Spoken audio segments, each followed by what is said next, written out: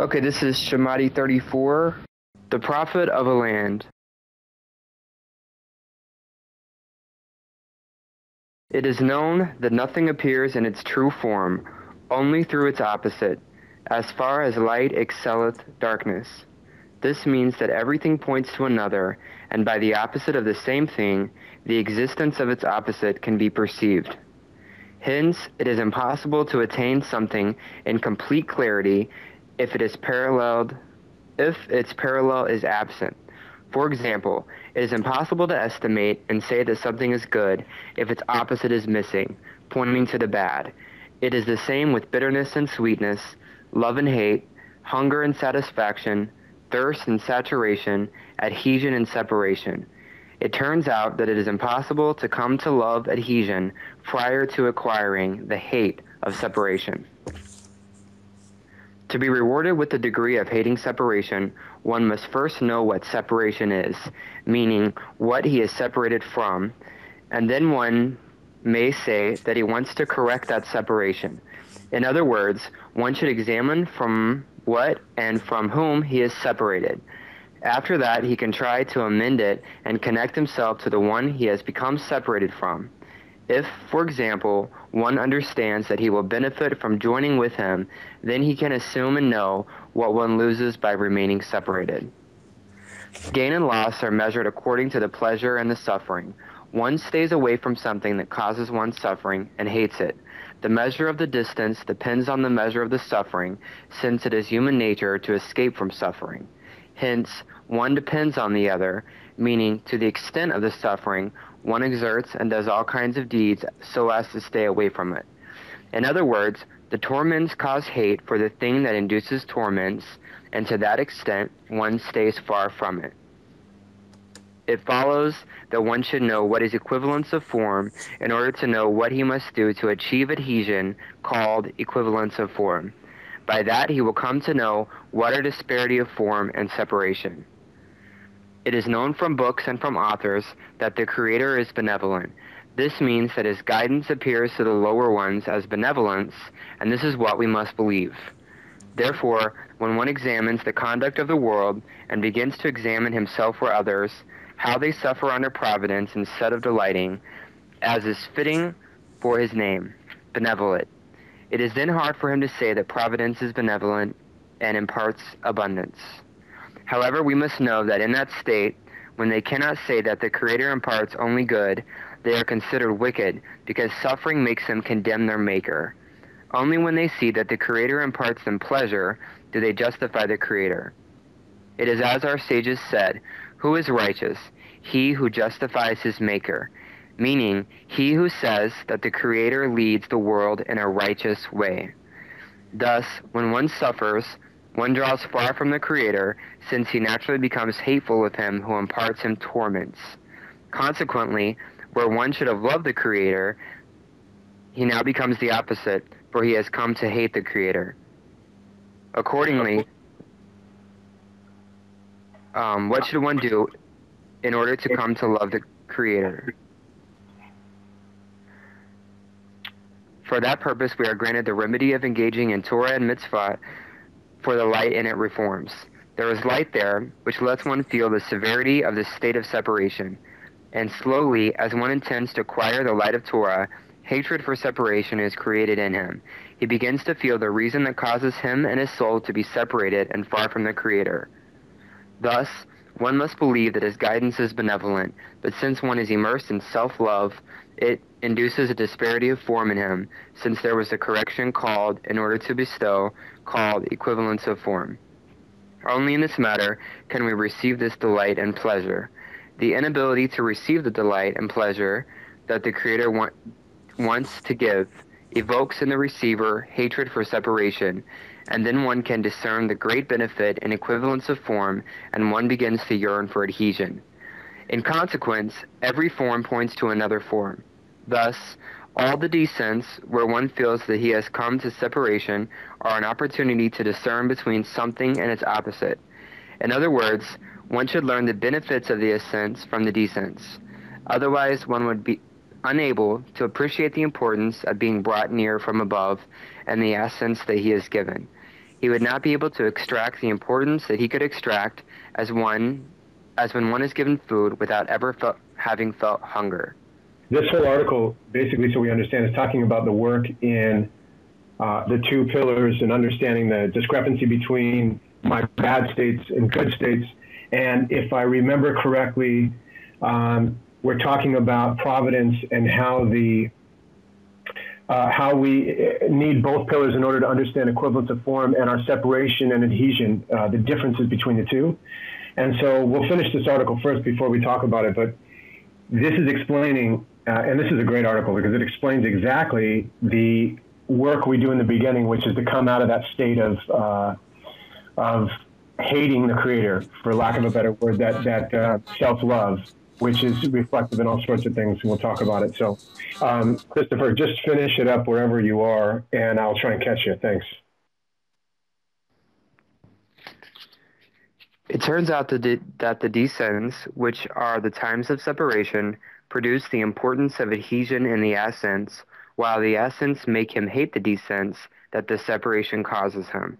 In other words, he cannot assess how bad the descents are when one speaks slander about providence and does not even feel whom he slanders, to know that he must repent for such a sin. This is called slandering against the Creator. Thus, it follows that precisely when one has both forms can he discern the distance between one and the other, as far as light excelleth darkness. Only then can one access and regard the matter of adhesion by which the delight and pleasure and the thought of creation can be acquired, being his desire to do good to his creations. Everything that appears to our eyes is but what the Creator wants us to attain the way we do, since they are ways by which to achieve the complete goal. Yet it is not so simple to acquire adhesion with the Creator. It requires great effort and exertion to acquire the sensation and feeling of delight and pleasure. Before that, one must justify providence, believe above reason that the Creator behaves in goodness with the creatures, and say, they have eyes and see not. Okay, so two different stages of work. One is annulling, and one is overcoming through the light. So there's two processes. We talk about this all the time. So in the beginning of the path, I have to have faith in the Creator, and I have to annul myself because I'm not able to utilize my own strength to overcome and keep in this centered path. So how does this work out in a daily example?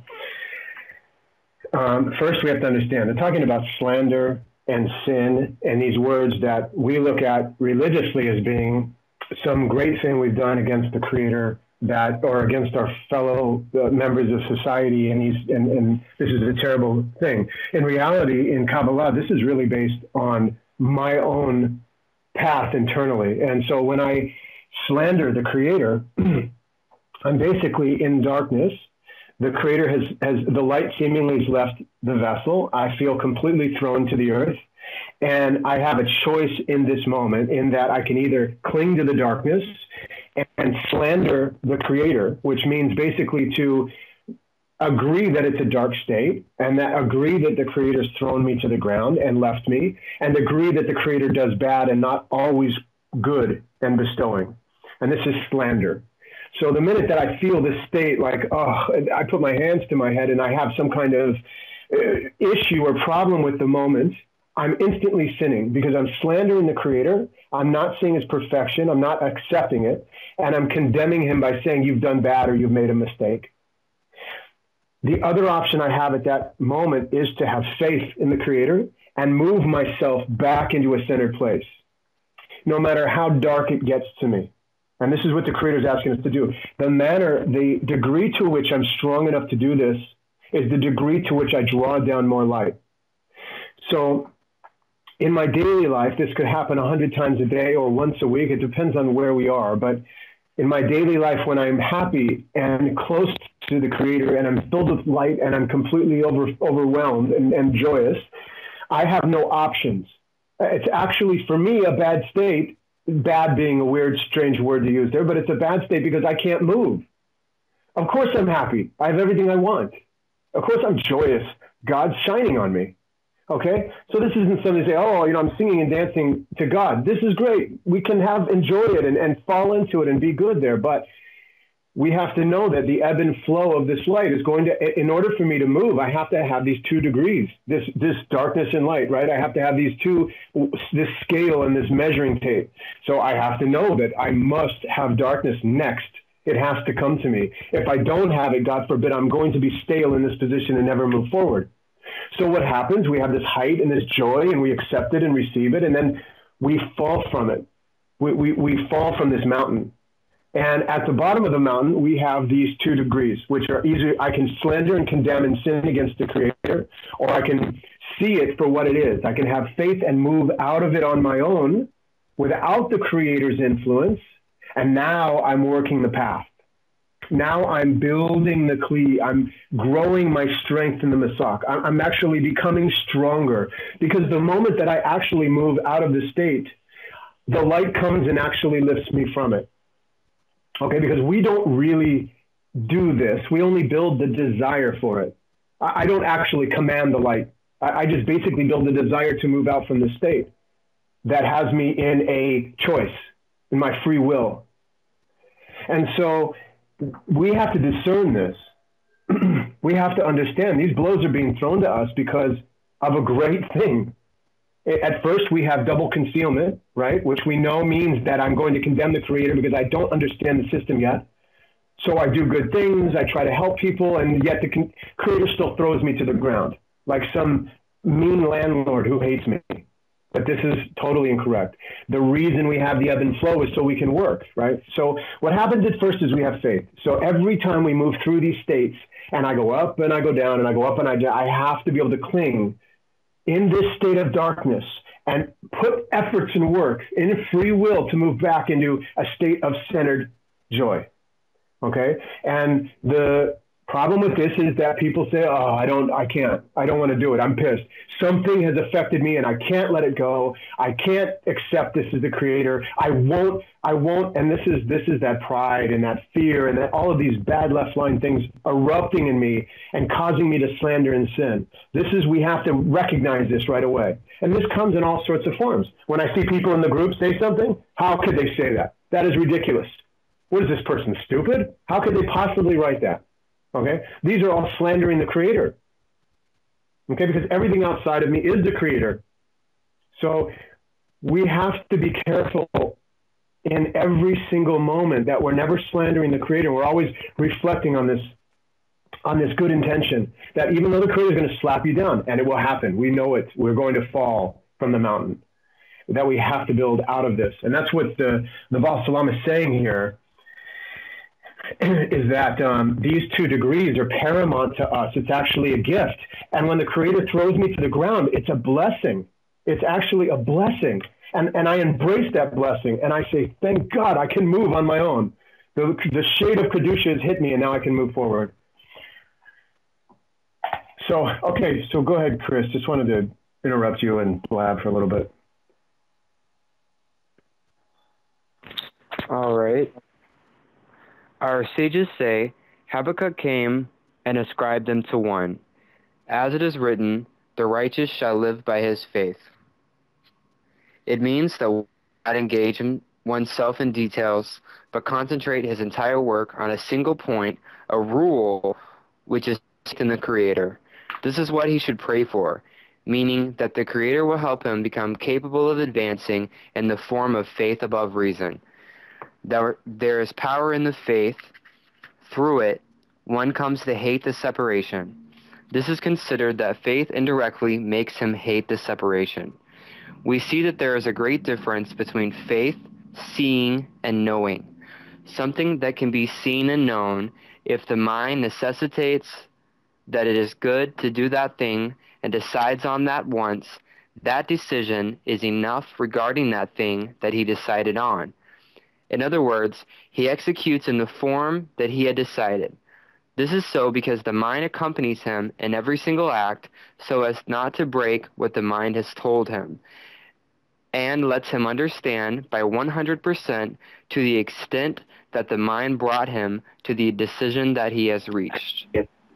Okay, so let's talk about this for 1 second. This is, our mind accompanies us to we have the two angels, right? We always see this in the story. So I have the good angel on my right shoulder, I have a bad angel on my left shoulder, and every time the creator seemingly moves in some direction, the bad angel's whispering in my ears, this is unacceptable.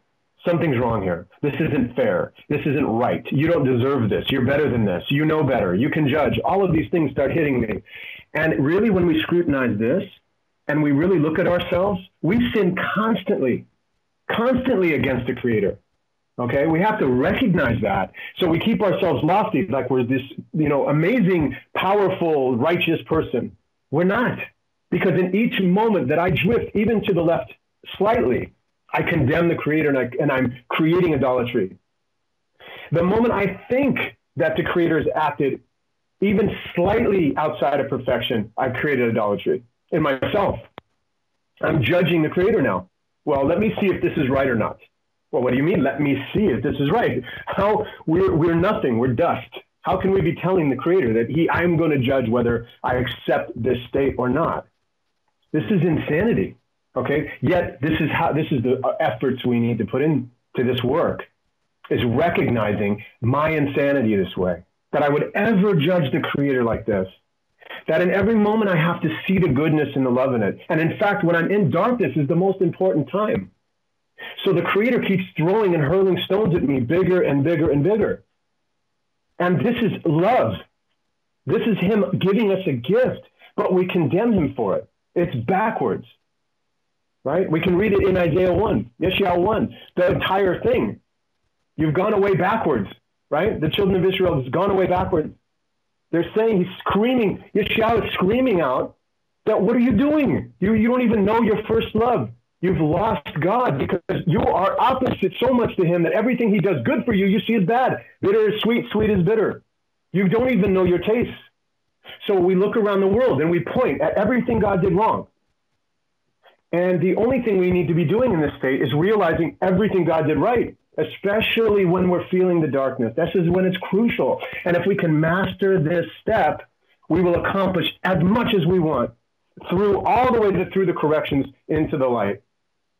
Okay, so we just have to understand this is the work. This is, and Baal Shalom is saying this so beautifully. I mean, this is like, he's such a high, I can't even say enough. I mean, I would fall at his feet. This man is so beautiful, but we have to understand what he's saying here and how, and the gift he's giving us, that he's showing us exactly how to handle this path. And it's very simple. There's really not much here to have faith in these dark states is really all we need to concentrate on. But to the degree that we catch ourselves, to the degree that we're self-governing, and we stop looking outside at everyone else, that's where we get our work. And that's where I get my strength, and that's where I get my height. I have to be in this state. So anyway, Chris, thank you. Keep reading a little, buddy.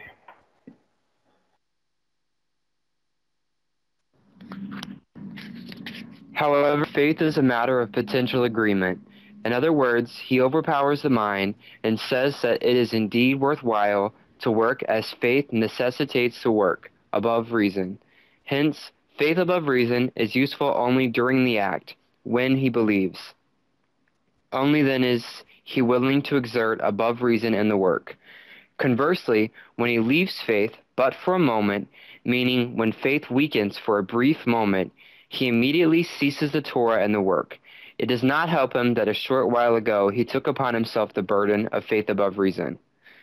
However, when he perceives in his mind that this is a bad thing for him, that it is something that risks his life, he need no repetitive explanations and reasoning why it is a dangerous thing. Rather, since he once fully realized in his mind that he should practice these things, of which the mind tells him specifically which is bad and which is good, he now follows that decision.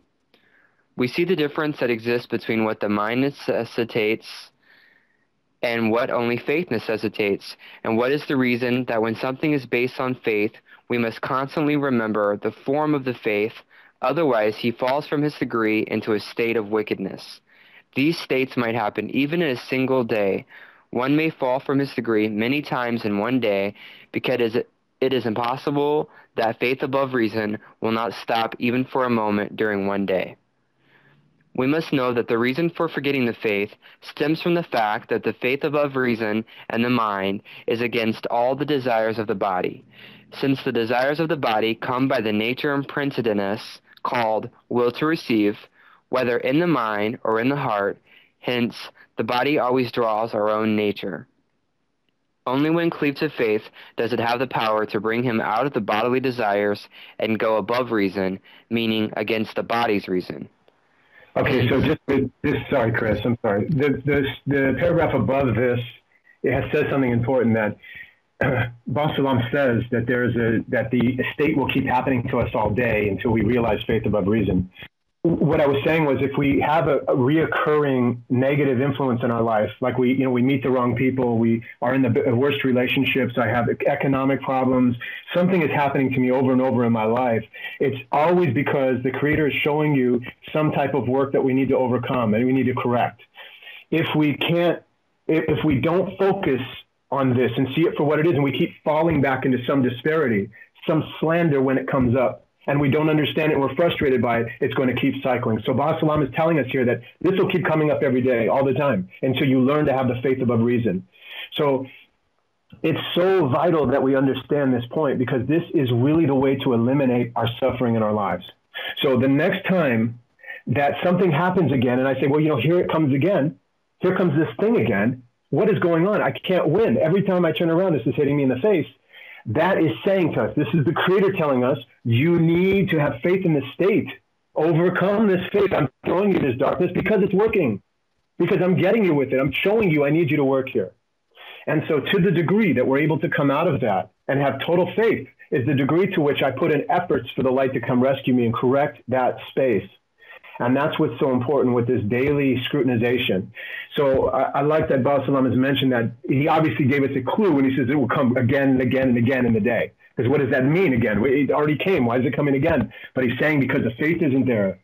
So he's throwing it back at you. And so this is vital to realize this. So anyone who says, oh, in my life, I keep running into roadblocks here and there. Who is this? The Creator being rude and mean and hurtful and hating you? No, this is the Creator showing you how to overcome. We need to just understand and come out of that prideful state or that fearful state. And that in and of itself, that love and faith, that bestowal toward the Creator pulls us out, right? And so I wanted to point that out. The other thing is that there's a difference that exists between the mind. Okay, so we get into a habit of finding a level that we stay at, and again we rotate in and out of these seemingly consistent dark states.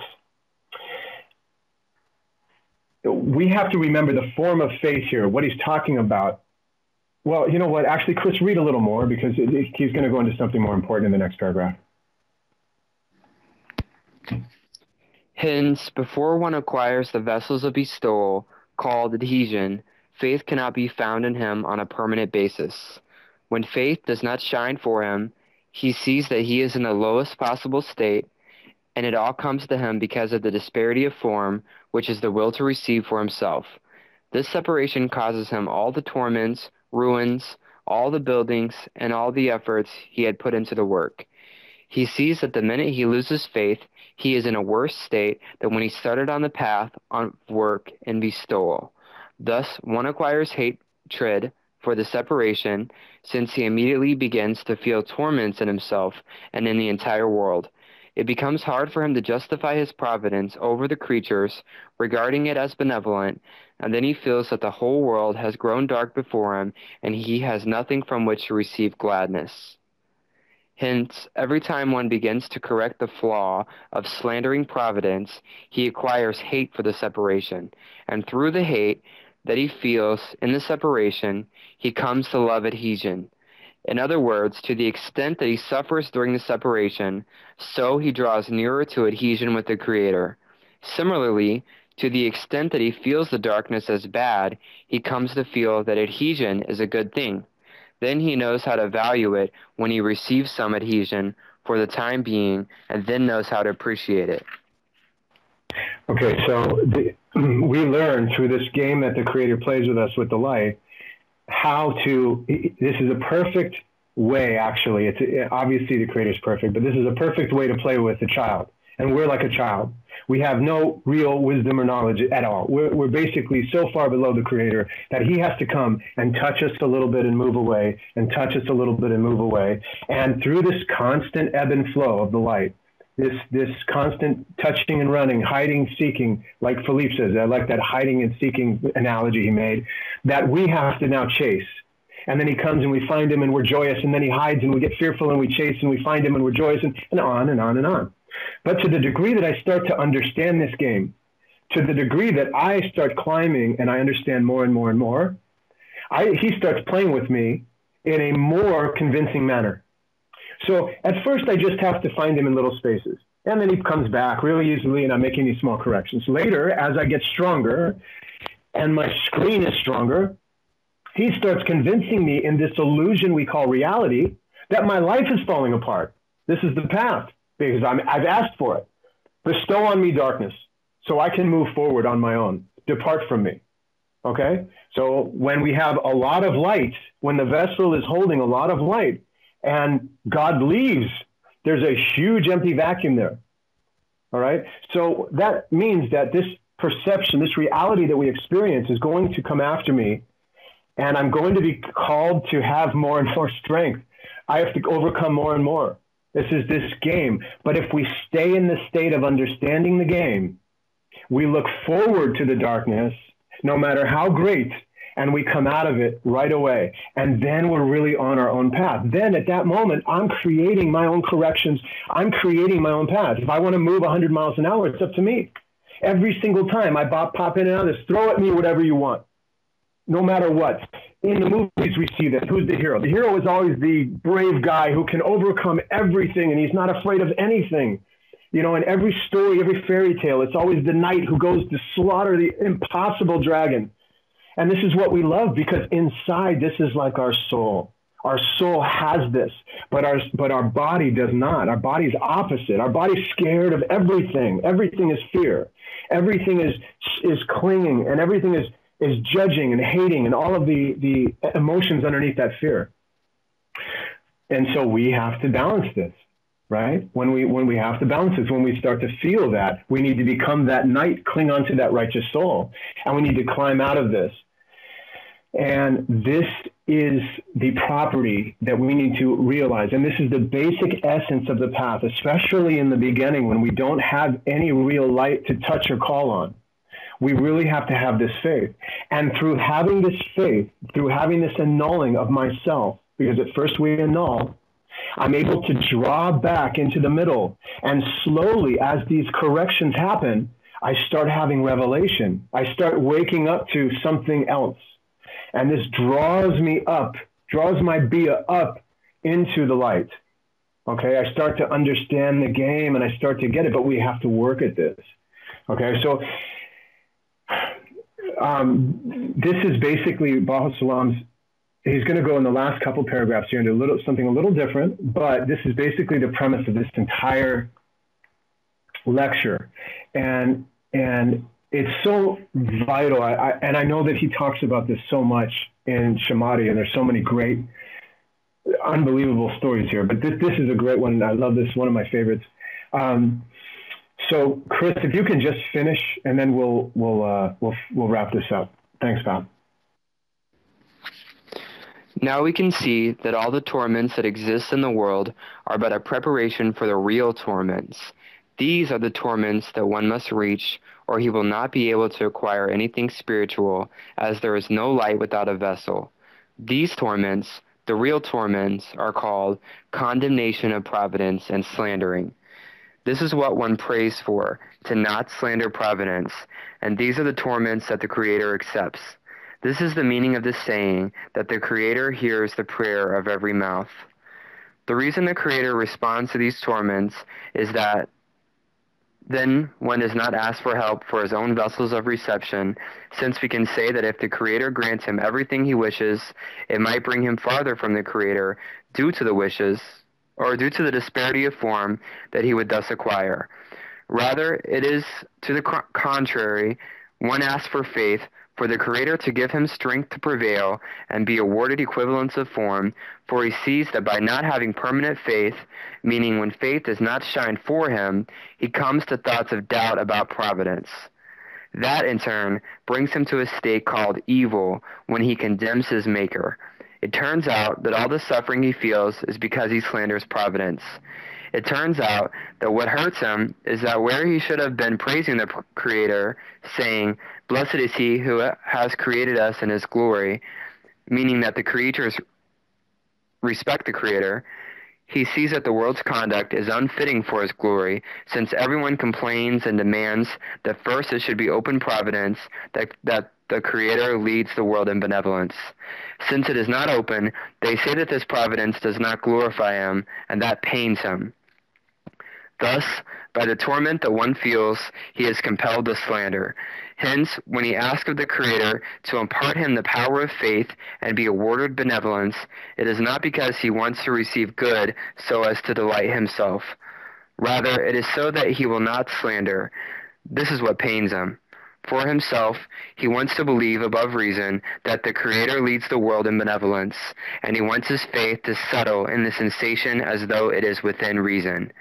Therefore, sorry, Chris, I was just going to, before we finish this, we have to, here's a trick, and I'm going to tell you this ahead of time, and it will help you a little bit.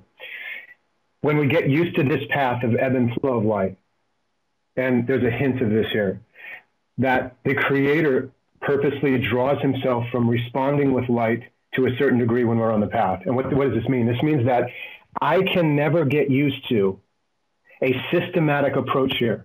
It's never going to happen, because every single correction I go through is going to be a completely new experience. It's the higher Partsuf I'm climbing to, a totally unnameable place I'm trying to get to. Therefore, the experience is completely new and different than the last one in every way. I cannot say that I know exactly how this works and now I'm on a systematic approach. This is not true. The Creator will trick you because it's in a higher Partsuf, a higher state than you are at the moment. And you're only able to grasp it, that higher state, with your mind, okay? Only be able to cling on to that higher state with your mind, because your heart will leave you. I won't be able to have faith in the Creator in my heart when I feel darkness. And this is going to be a problem, because how do I have real faith if I don't feel real faith? In other words, the Creator leaves me and I'm scared and frightened. So how am I supposed to work from this state? Because we need to understand and remind ourselves upstairs in the Rosh, in the head, that we have faith above reason. No matter what you're doing, no matter how I feel, no matter what I think I see, the armies that are in front of me and I know I'm going to die right now, still in my mind I claim that I have faith above reason in you, forget my heart. Okay? And this is why we see, if some of you will know, the Galgat Anayim in the Ahap of the upper one. Okay? We cling to that very essence of our thought, and our thought then drives us up into feeling. Okay? And so these experiences are very unique, and they're very specific to each person.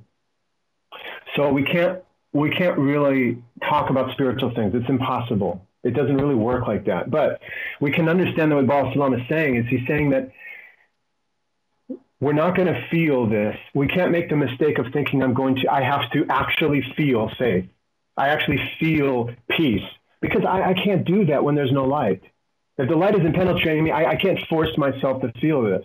But I can use my head. I can sit back and have faith in my mind. In other words, grasp it in my intellect and say, hey, no matter how I feel here, I'm not going to condemn the Creator. This has got to be good, and I'm going to sit back and try to recenter myself. This is enough for me to see it like this. This is enough. So I just want to make it clear that don't feel failing if your heart's not going to be in this. It's not going to be in this. Your heart is going to be on the other side of the room. Every time you feel this, what we want to do is we want to earn, we want to desire, we want to lift ourselves and want ourselves to be in this high. We want to adhere with the Creator. I want to love you. I want to have adhesion. I want to trust you. I don't want to condemn you.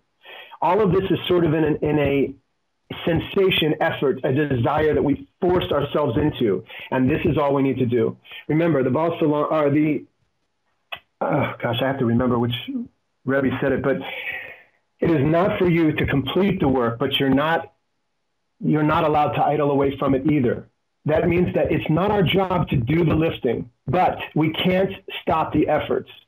Okay? I'm not going to lift myself out of this state, but if I don't desire it, I won't be pulled up. Okay? So this is the two upper and lower games being played. Okay? And so I have to realize, first I need to call to him and say, okay, I know this state's bad and I feel bad. I need to get out of this and I trust you and I love you. Please help me up. Okay? This is how I somehow build this desire to bestow. I won't condemn you. I will not allow myself to fall into this suffering. I will not, in my mind, say that, no, this is wrong. The Creator screwed me here, or the Creator made a mistake here, okay? My mind has to say, nope, nope, nope, I refuse it. I don't care what it is. Could be World War III. It doesn't matter. I love it. Bring it on. Blow up the world. It's what the Creator wants. Do what you will with me. Torture me, kill me. It doesn't matter to me. We have to stay this way. Now, I might feel fearful, but I need to not condemn the Creator. And this is what Basalam is reminding us to do. And I just wanted to make it clear that it won't be an emotional thing. It'll be a mental thing. We have to remember that.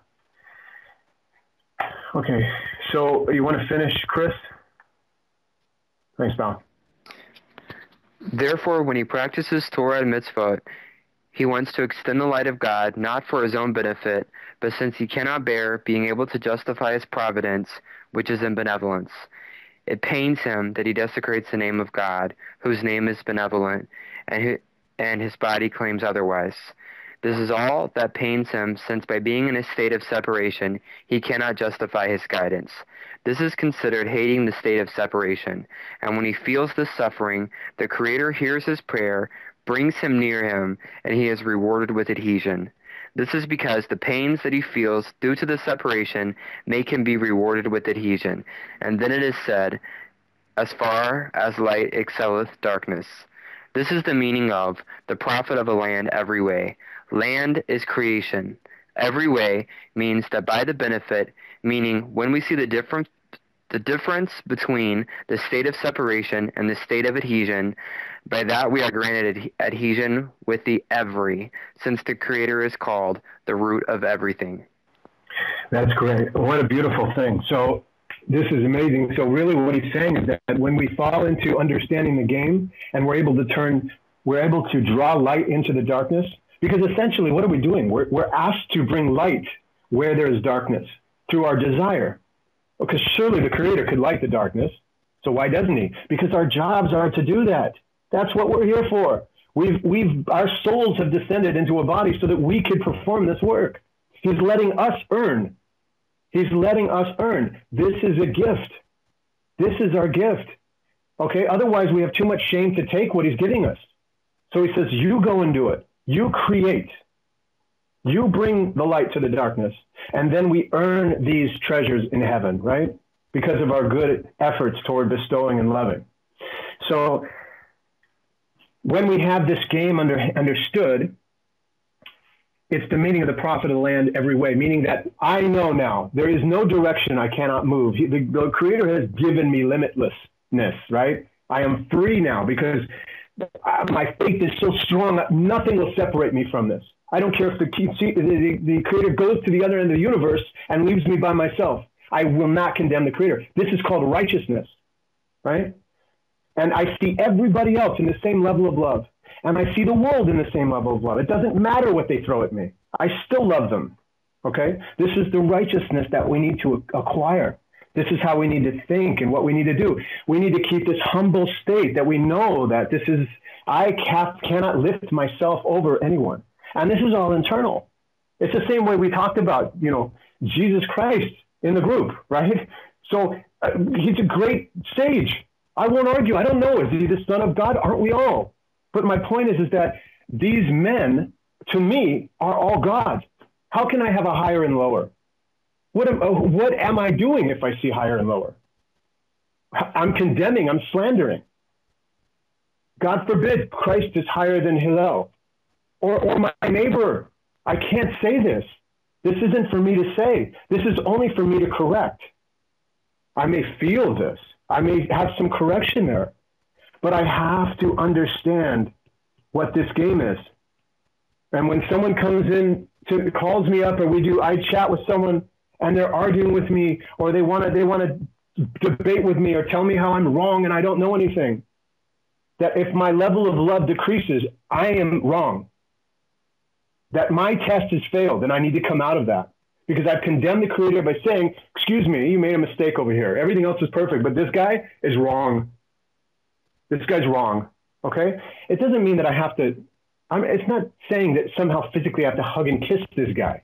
It means that in my heart, I have to have a balance. I have to maintain that balance, you know?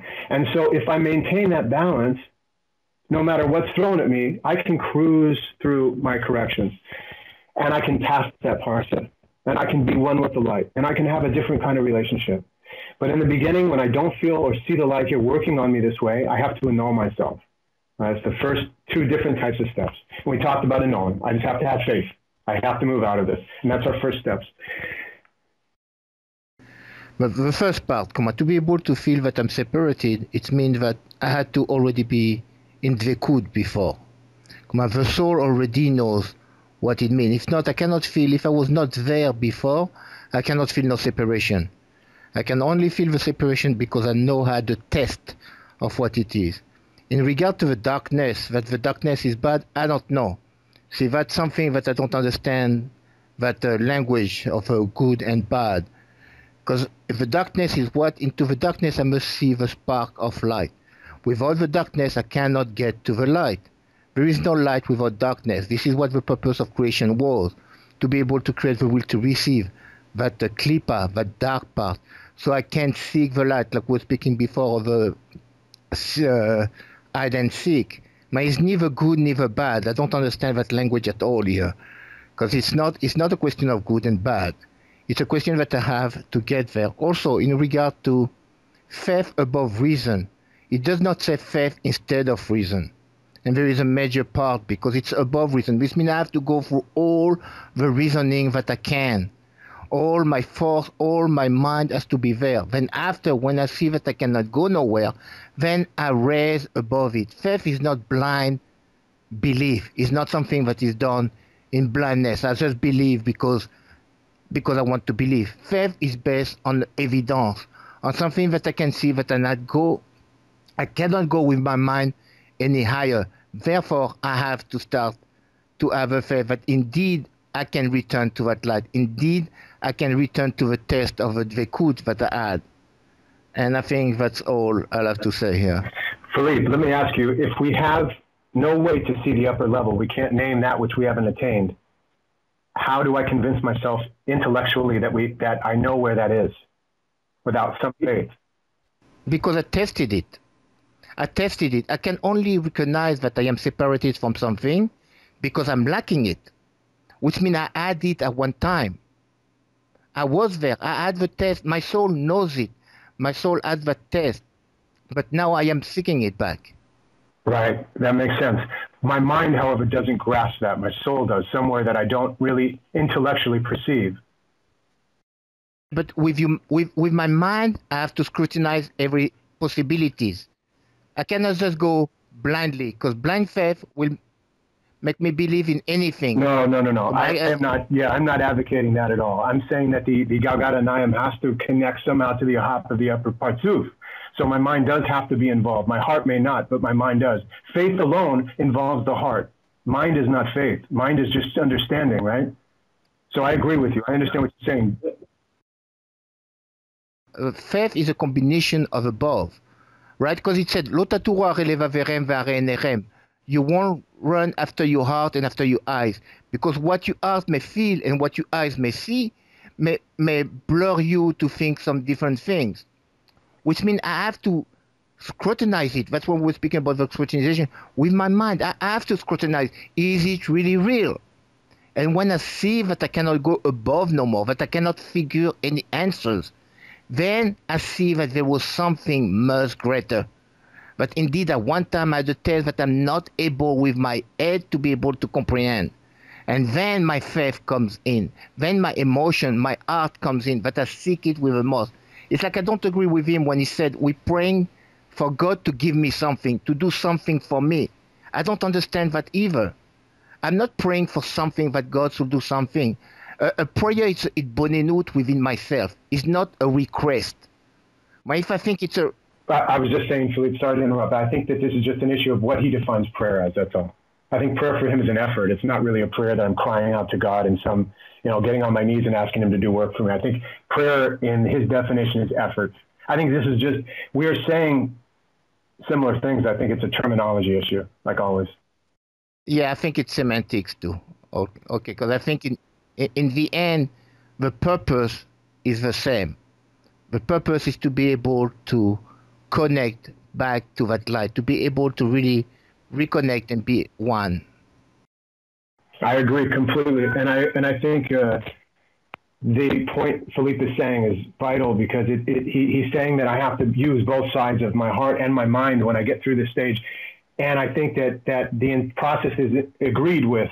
It's just the way that Ba Salam is saying it and the way I'm saying it might be confusing, but it normally comes down to just terminology, or maybe not understanding. Like Philippe said, what is good and bad here?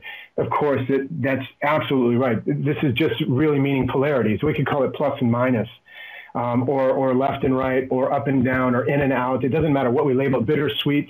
These are just different polarities of the experience that I need to utilize in order to make my efforts. And I think also prayer, the way I understand Ba Salam's words, prayer is effort. It's not meaning that I'm just crying with my hands up like a baby.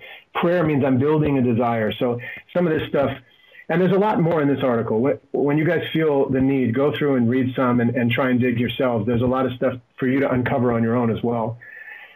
So Philippe, yeah, good points. I love it. And it's always good to get some other angle, because it helps us see clearer. I have a question. Sure. I just, like, when I hear about using my mind to sort of like detach from my reaction to different situations, and this is obviously my own stuff, but like it feels to me like this sort of like cold process where I just become like indifferent and sort of numb to life. But when I think about my heart, I think about like being madly in love with everything I encounter.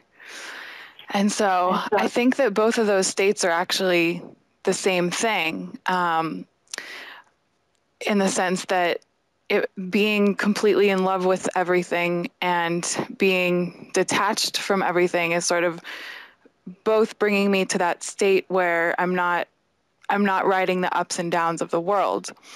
But if the sort of like cold mental process is a necessary step, that's definitely something I avoid, because I feel a need to be engaged. Like, even if I need to go through the ups and downs of life, I almost prefer that to being detached. So I guess I'm asking, is there a way to think about this like hishtavut, the world not affecting us in a way that's not cold and detached? Yeah, let me make Philippe's point. Philippe is saying there's a merging between the heart and the mind. And I'm saying that there's a merging between the heart and the mind. The only thing we're saying differently, we're not saying anything differently. We're saying it two different ways. The upper heart merges with my mind together. The upper heart, not my lower heart that was left behind. I'm lifting to a higher level. The Gargada Anaim is merging with the Ahap of the upper one. The Ahap is the heart of the upper one. So my mind and heart are merging. And this isn't a stale process. I don't want anyone to think that this is some calculated process. It's not. There's not like step 1, step 2, step 3. This isn't how it works. This is a culmination of light that is opened up to the entire Kli at one time. We're just trying to find a way to break it down to some kind of scrutinization so we can discuss it, so that it makes some idea in your mind, and then you come up with the way you deal with it personally. It's not really to say that this is, okay, step 1A, 1B. This isn't really what it means. We have to be really careful about that. I think, and just to make more the point clear, I think what Philippe and I were talking about was it is a mind and heart thing. And there is steps to that in terms of how I discern them. But Ayala, it's not about being dead and calculating. You're right. It's not this forensic dissecting. it's me lifting, and that involves me merging with the upper heart and me merging my mind and heart with this, and then having it lift me into its state. And again, this is a really, really, really difficult thing to talk about because, you know, it's not a common, it's not an easy thing to tackle at all. It has to be discerned within. And we just do the best we can reading this and trying to just kind of push on a little path that as you work with the buttons and controls, you begin to go, oh, okay, I'm now in a better position to understand this. Very hard to talk about, right? It says that Rabbi Shimon Bar Yochai had to use RaziYahu in order to have him write out everything because he had no way to disseminate the information, and RaziYahu had the ability to explain it. That's sort of how this is difficult. This is that, you know, it's very hard to kind of put this into words. It's like saying to someone, tell me what love feels like. And you can only, there's no way. You just sort of go, well, how do you, this connection thing. And we clunkily try to walk through descriptions that don't make any sense and never really convey the feeling. And that's exactly what this is like. So forgive and please understand that these high matters are not for anyone to really tear apart with or tear down, and forgive me for any inconsistencies or any kind of confusion that I created in it. It's really just to push us along a little bit, to help us find the light switch on the wall a little easier. So I hope that makes sense. I'm trying to put a big disclaimer out. Ayala, if I'm going to try to answer your question, I'm going to take an example. Just before we did that reading, 2 postings was posted on Facebook. One about that thing in Brazil, that the destruction of a dam and the hurt that is done to some nation, and the one with the soldiers that is losing his benefit while the government keep their own benefit. So when I look at that with my mind, I feel, what the crap is this, right? There's something totally wrong here. This is not normal, how people can behave this way. And this is that part that I'm suddenly slander the creator. I'm slandering it. I think that the world should go a certain way, according to my emotion. Here it's my heart speaking, right? It's not my mind that can scrutinize it. My heart is saying it's feeling bad for those people. It's feeling empathy for those that are suffering. And I think there's something wrong. I'm slandering the creator. Now with my mind, I scrutinize this. The Father, the Abba, I scrutinize this and I see I cannot really understand it. What's all the design behind it? What is really the purpose of it? So I raise above it. Now I have to go with my faith and believe that indeed the Creator knows exactly what He has to do. It's all in His hand. All is planned according to the design, from the beginning to the end. He knows exactly what's going on. Then I have to raise above reason, and this return me to the concept of a Creator. It's not that I'm detaching from it, Raz Shalom, but I am saying that this is not my matters. I should not feel for my fellow man. I should not feel his pain. I should not feel the love for him. Because if I detach from the pain, I have to detach also from the love. But what I'm saying is I'm raising above it to be able to see that the design is well done. And again, Razi is right. We're not really disagreeing. We're expressing it in a different manner. In the Zohar, it said the Abba, the mind, says, and the Ima does, is doing, the Lev does. What the mind, we read also, I think it was yesterday, of the Tipa, of the white matters that is from the Kedusha that come into the mind, into the brain. But it's the relationship between both. There is a certain relationship between the Zarar and the Nekeva, between the will to bestow and the will to receive, between the mind and the heart. That relationship needs to exist. It cannot be detached. I cannot just say, I'm go only for my heart, only what I feel. Because like here, I will feel sad that people have problems, but my mind must be able to really realize it and see that I'm not able to comprehend. I see only a very limited picture. I'm so limited in my understanding that it's really, it throws me so far away to see that how little I am able really to comprehend. And this, I think that's what maybe, again, maybe into the prayer concept, that I am turning to the Creator and telling him, let me see your light. Come on, I'm so far away, so much into the darkness, into that matter, into this world, but moment by moment, I'm not able to go. But again, like he was saying before, that faith above reason is constantly, every day, knocking on my head. It's knocking and telling me, no, there is bigger. No, there is bigger. No, there is bigger. You're not able to understand. You're not able to understand. Go to faith. And when I do that, then I connect my heart. Like you said, I feel that in my heart, I feel like we have those two parts, right? The godly soul reside in the heart and reside in the mind, and we're connecting those two parts. We're connecting it. The blood is the matter, is the animalistic, the left ventricle where the blood goes, and the right ventricle, which is empty, which is the pump. The point is where the godly soul. But I need both parts. I cannot do it with only half the heart. And I cannot only do it with my heart without my mind. I have to make a zivug. I have to make that union between those both and see that indeed it works together.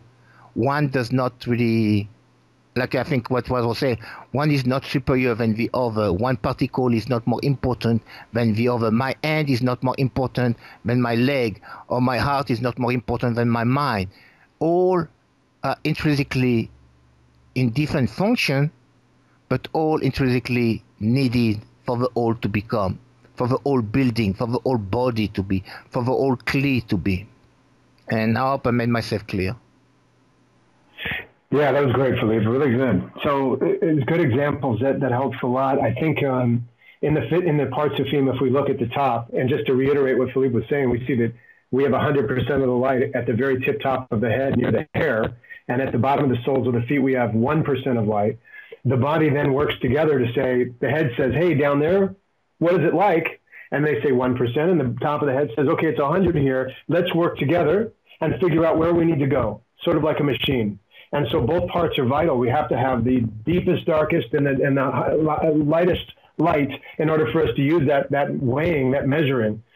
And that's why the darkness is vital. And I think that is a great analogy that Philippe was saying. It really hit it on the head. So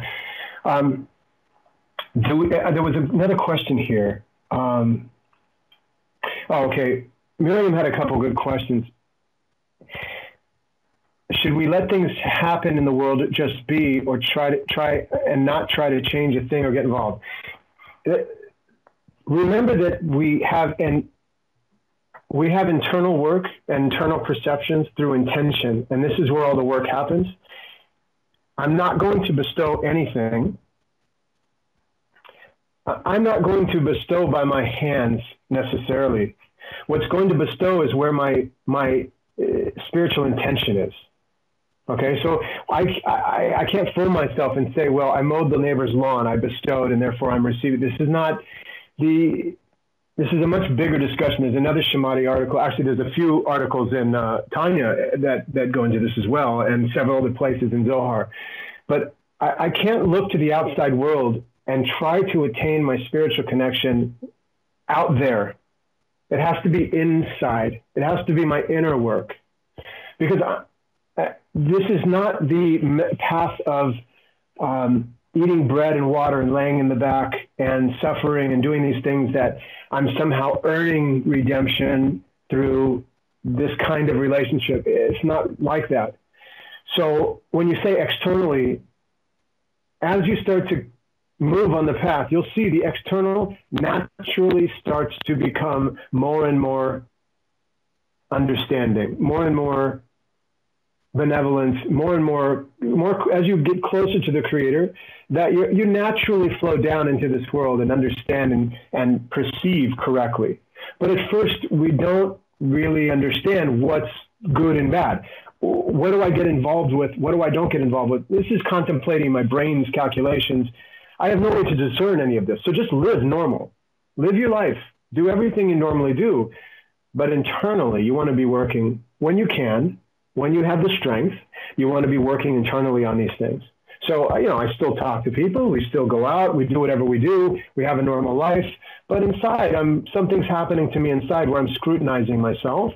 And I'm using the outside experiences as my little kind of laboratory. That's interesting. That's interesting.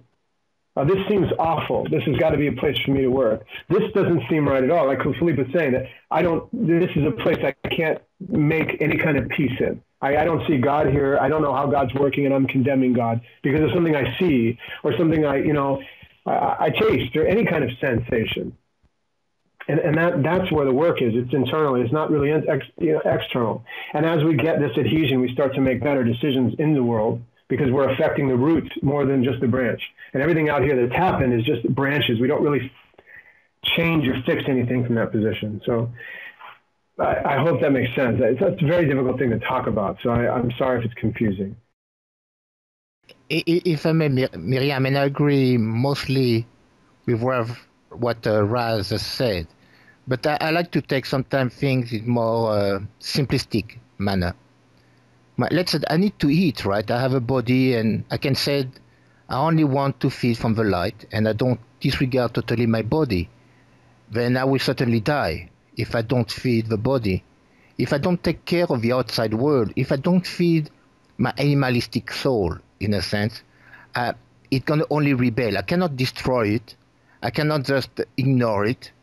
I have really to let it work. But I'm convincing him that indeed, when I get involved into those things of the world, let's say if I have empathy to try to give charity or to volunteer in homeless shelters or do anything that I think I am doing something that is good.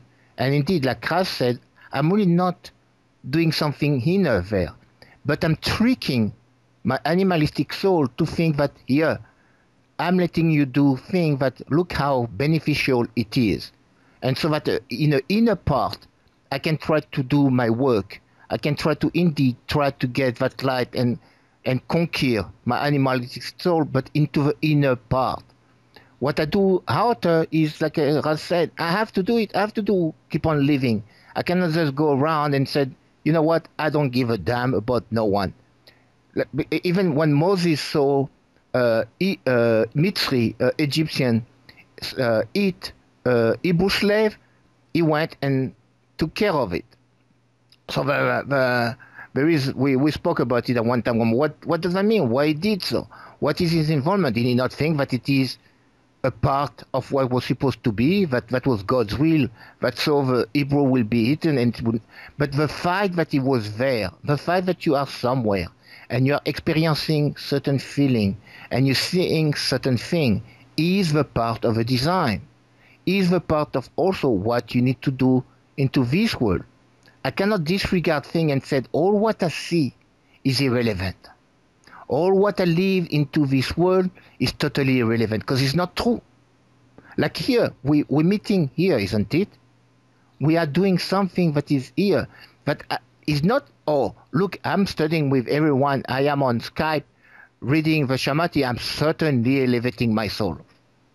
In all reality, what we do here, it's only a byproduct. I have, like I think Raz was also saying before, the desire inside. This is what is the most important part. What I'm doing into my inner. The outer is going to be a reflection of what my inner is. It does not affect, it is the opposite in a sense, right? My inner is affecting the outer. The outer, what I do in the outer is not really affecting my inner. I don't know if that's help.